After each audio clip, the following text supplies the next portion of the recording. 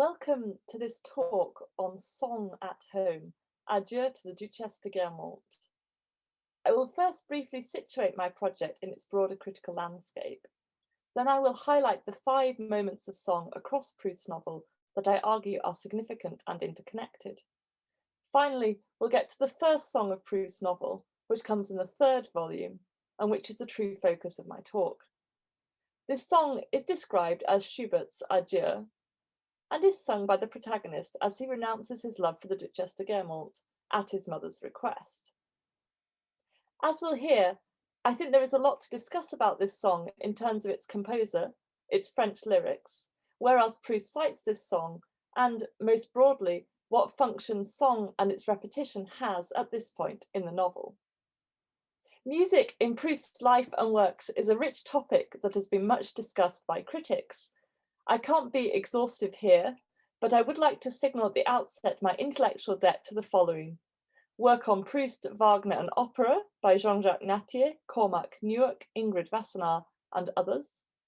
Work on the relationship between music and literature, in particular by Peter Dayan in his book Music Writing Literature. And work on listening in Proust by Joseph Acquisto and Igor Reyna. Beyond these critics, my work is particularly indebted to very recent French scholarship on Proust and music. Firstly, Cécile Leblanc's 2017 book on Proust, écrivain de la musique. Secondly, the 2018 book on Proust and Reynaldo Hahn as une création à 4 mains by Philippe Blais, Jean-Christophe Branger and Luc Fraisse. Most recently, the edited volume Musique de Proust, published in autumn 2020, edited by Leblanc, Françoise Leriche and Nathalie Mauriac-Dyer, and stemming from a conference at the Fondation Singer-Polignac held back in October 2016. My current book project on Proust and the queer art of song is motivated by a wish to place greater emphasis on a culture of song and singing in and around Proust, supported in particular by greater awareness of intellectual connections between Proust and Hahn, and by greater appreciation of the plurality and diversity of Proust's musical interests, in line with this recent French scholarship. Put very simply, I want to oppose the blinkered vision of Proust as a lover only of absolute instrumental music, the symphony or chamber music, by suggesting a more open appreciation of Proust as a lover of different types of music, in my case, art song, although Mauriac-Dyer, for instance, has recently argued for Proust's interest in music hall songs too. We might seek biographical support for my approach. On the one hand, an early letter to his grandmother, in which the young Proust, aged 15 or 16, exclaims, "Toi qui sais toutes les émotions que le chant me procure." You who know what feelings, more literally all the emotions, singing arouses in me. On the other hand, Proust's relationship and lifelong friendship with the composer, singer, and theorist of song Reynaldo Hahn. However, since biography is a notably vexed topic in Proust studies, let us turn instead to the presence of song in Proust's novel as more persuasive justification for my focus. My book is organised into 5 chapters, each of which focuses on what I am calling a moment of song. These are the 5 significant moments of literal song in Proust's novel. Of course, song has a much wider metaphorical valency in Proust's work, which I will acknowledge in the conclusion to my book. Firstly, we have, as already noted, the protagonist singing in the 3rd volume of the novel what is described as Schubert's Adieu. Secondly, we find Albertine singing in the bath 2 quite different songs, Émile Durand's Le Biniou and Massenet's Pensée d'automne at the start of the 5th volume, La Prisonnière.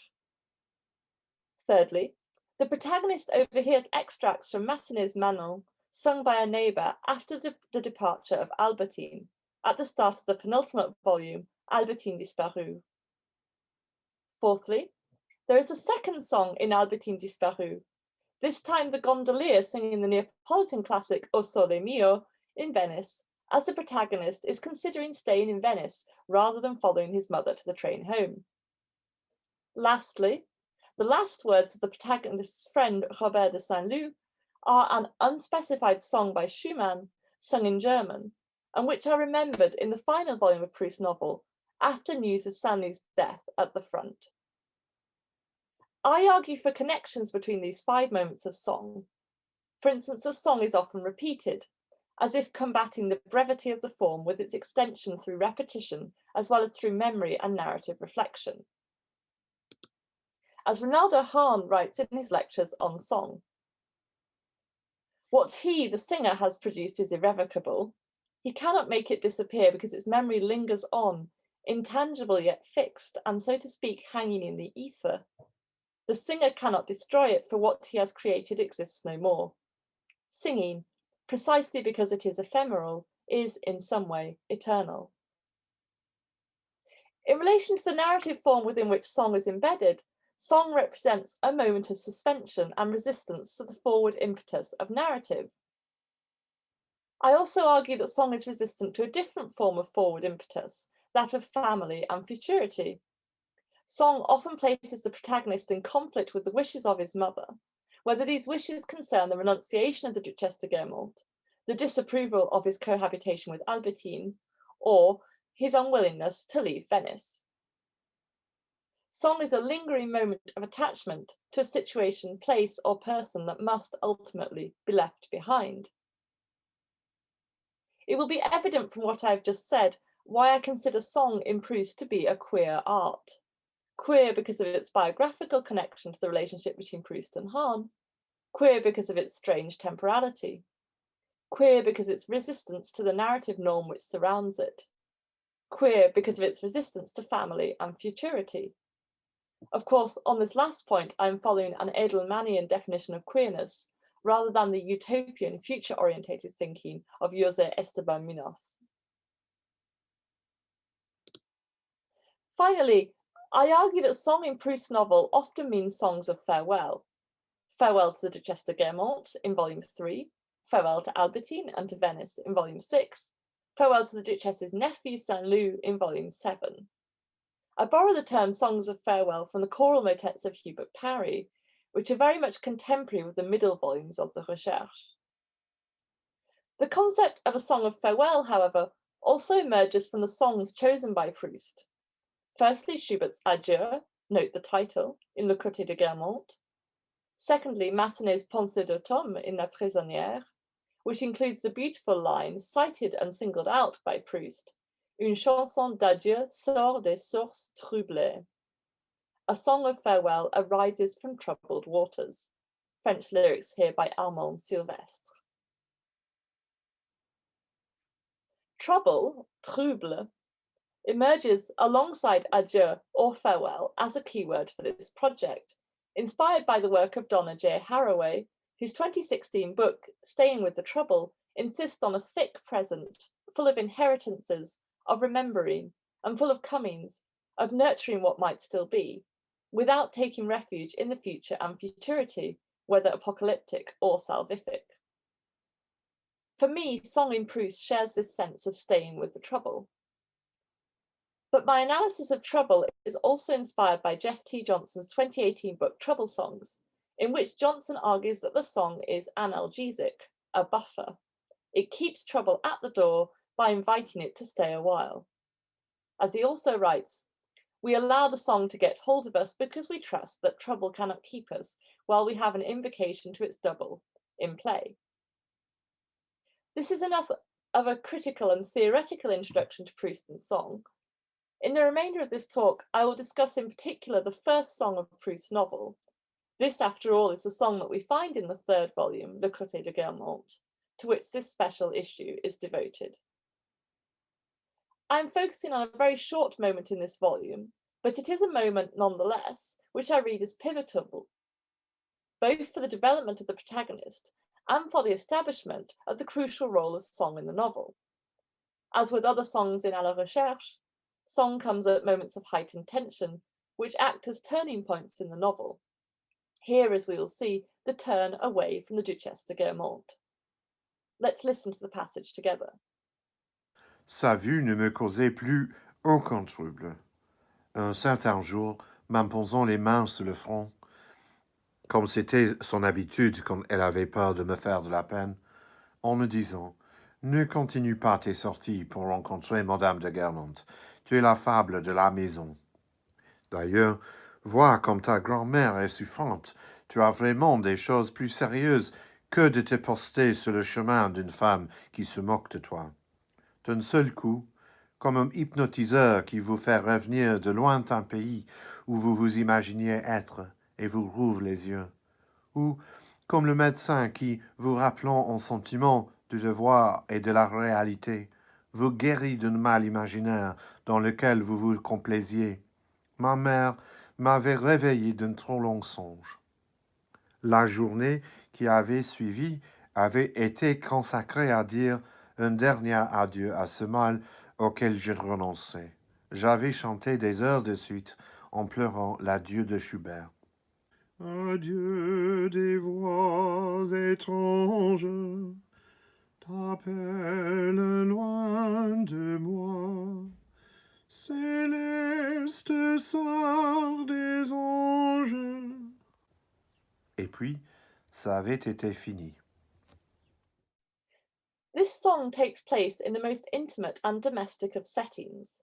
The protagonist is at home, singing to himself, by himself.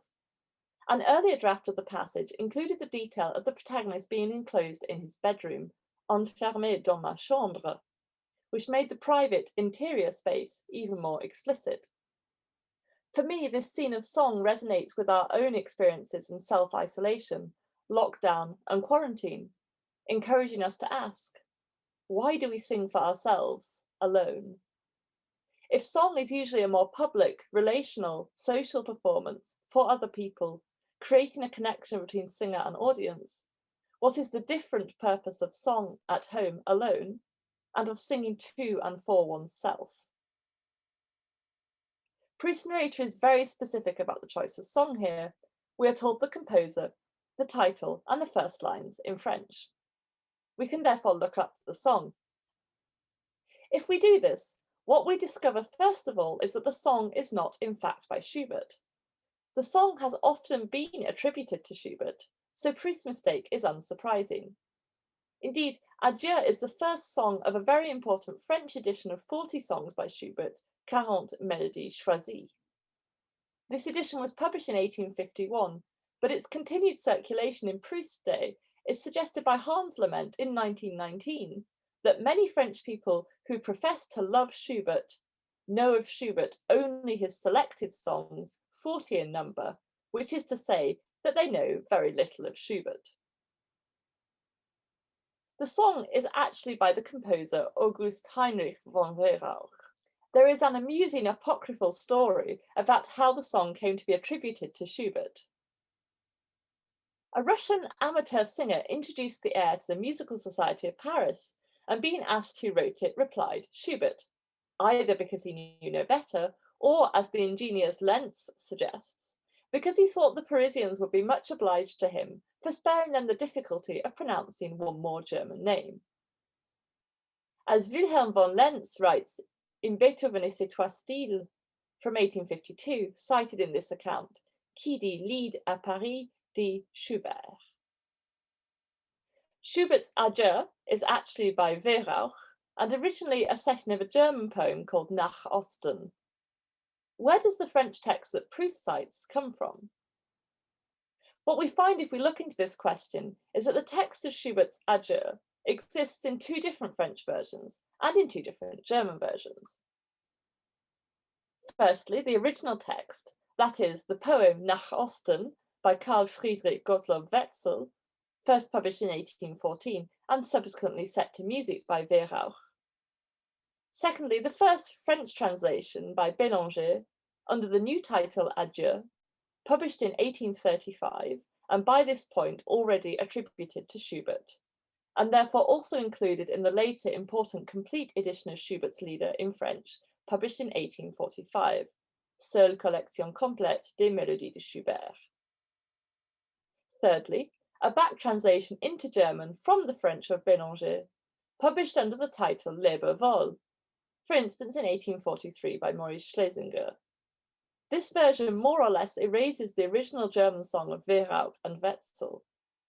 In this way, the French translation becomes the new original, and the popularity of Schubert's Adieu in France may stem partly from the notion that it purports to be an original French song by Schubert. Fourthly, a second translation of the song into French by Émile Deschamps in 1841. This version becomes canonical since it is published as the first song of the aforementioned 40 Mélodies Choisies in 1851. Of these 4 versions, 2 in French, the lines that Proust cites come closest to but are not identical to Deschamps' version. Proust makes 2 changes. Dans les airs becomes loin de moi, charmante becomes céleste. We might consider these changes to be unconscious variation, or what medievalists would call mouvance. But I am tempted to think that at least the first change is deliberate, since it transforms a song about a deceased beloved into a song about an absent, distant, but still living beloved. In this way, the song becomes appropriate as an expression of grief for the protagonist's renunciation of the Duchesse de Guermantes, without implying that she has died. What I also find very apt in the song for this narrative context is the accusation that the voix étranges are responsible for this distancing. As is clear from the preceding prose introduction, these strange voices are the words of the mother requesting the protagonist cease his obsession and adjust his behaviour to something more appropriate to the broader familial context of his grandmother's serious illness. From this perspective, it is evident that the song serves a number of different functions at this point in Proust's novel. Most of all, the song is resistant to change and to the forwards propulsion of the narrative. The song allows the protagonist to extend his affective relationship with the Duchesse, especially since the song is repeated for hours. Song is a kind of slow, reluctant coming to terms with the inevitable rejection of the Duchesse. Song is also, therefore, a temporary resistance to the mother's instructions, with the mother's voice being rudely characterized by the lyrics of the song as étrange, strange, foreign, weird. In the terms of Haraway and Johnson introduced earlier, singing means staying with the trouble, and moreover, even enjoying this trouble because, as Johnson writes, we trust that trouble cannot keep us while we have an invocation to its double in play. There is, I think, a self-indulgent pleasure in the protagonist's obsessive, tearful repetition of this song. Beyond this volume, the pseudo-Schubertian Adieu proves to be a favourite song of Proust for partings, since he also considered it as a possible musical accompaniment to the departure of Albertine in a draft of Albertine Disparue. More surprisingly, the song also appears in the famous earlier scene published in Bernard de Fallois' edition of Contre Sainte-Beuve, in relation to the 5-year-old child's tragic parting from a beloved goat. Mon petit chèvreau, s'écria-t-il, en attribuant au chèvreau la tristesse que seul il éprouvait. Tu vas être malheureux sans ton petit maître, tu ne me verras plus jamais, jamais. Et ses larmes brouillaient ses paroles. Personne ne sera bon pour toi, ne te caressera comme moi. Tu te laissais pourtant bien faire, mon petit enfant, mon petit chéri. Et sentant ses pleurs, les tuffait, il eut tout d'un coup, pour mettre le comble à son désespoir, l'idée de chanter un air qu'il avait entendu chanter à maman et dont la progression à la situation redoubla ses sanglots. Adieu, des voix étranges m'appellent loin de toi, paisible sœur des anges. We see here that Dans les airs still appears as loin de, but with toi, not moi. Again, the goat is not dead, nor about to levitate, but the later adjective is neither charmante nor céleste, but rather the lovely, pastoral, paisible. This question of l'appropriation à la situation, translated by Sylvia Townsend Warner here as fitness to the situation, is where I want to end this talk. I think that Proust chooses songs very carefully for their textual and narrative potential. I also think, as I have suggested, that songs appear at pivotal moments of emotional tension in the novel, imbuing these moments with particular drama. I wonder, with Proust, what songs we might choose to sing to ourselves at particular turning points in our lives. and how these songs might enable what Proust narrator later describes as un rendezvous urgent, capital, avec moi-même. That's all from me. Please enjoy listening to the song in the translation by Deschamps.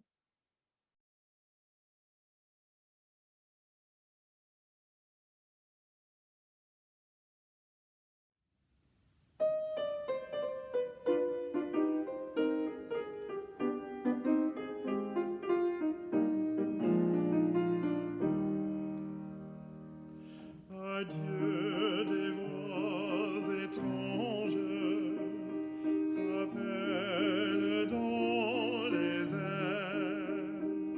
Charmante sœur des anges, les bras te sont ouverts. Parmi les cœurs célestes, vas-tu prier?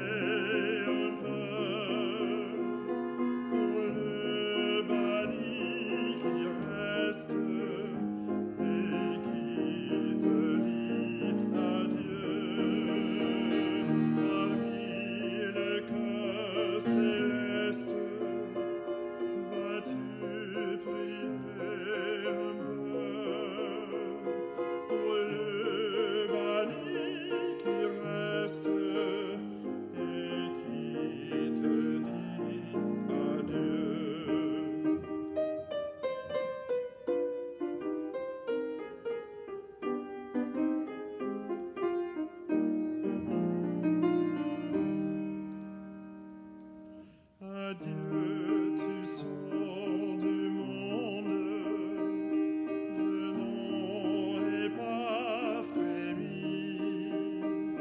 Sa peine si profonde rassure ton ami. Bientôt j'irai, chère âme, te joindre au sein de Dieu, où ce qu'amour enflamme ne dise plus adieu. Bientôt j'irai, chère âme, te joindre au sein de Dieu, où ce